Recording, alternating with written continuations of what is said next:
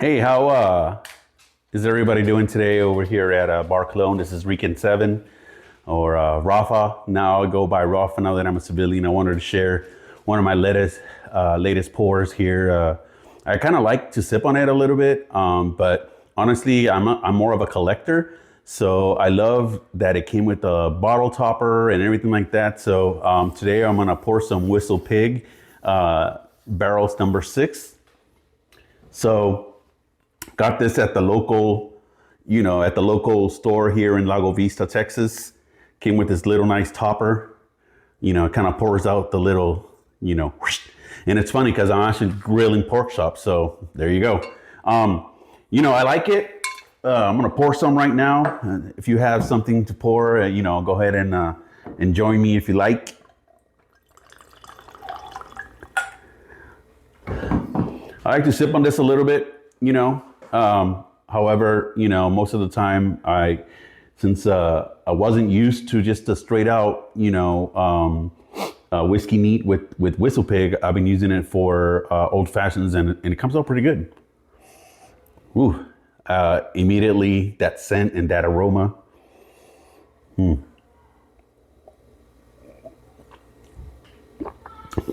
That's good. So, there I was, right, in Afghanistan, circa 2007, 2008, with 191 Cav. And one of the memories I have of being in that fob was waiting for resupplies. Now, our forward operating base was on a hilltop. We had one road in, one road out, and the road was nearly big enough for an up-armored Humvee. So needless to say, our scouts and everybody, when they went on missions, some of the medics as well, we used to go out on foot patrol and things like that, or ring routes with the Chinook helicopters. Once the winter was coming, they had to start getting innovative, right? So how do we get supplies? How do we get water? And things like that. So, they started airdropping water on pallets, right? They had this little beacon that they were testing out back in the day, and they would throw the beacon out there, and apparently, they would try to land it on the target. For the most part, it was successful. But I remember one time, and I wish I had the video. I don't have it anymore, but Staff Sergeant Garrison, Master Sergeant Rodriguez, now and Master Sergeant Garrison, if you're listening in, you'll remember this. We're sitting on top of the aid station.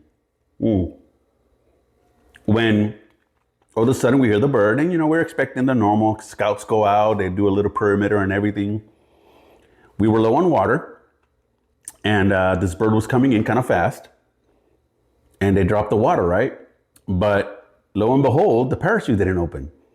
So we watched this whole thing. It was like twirling all the way down into one of the connexes, or I think it was one of those brick and mortar kind of like tent that was foamed with stuff like that.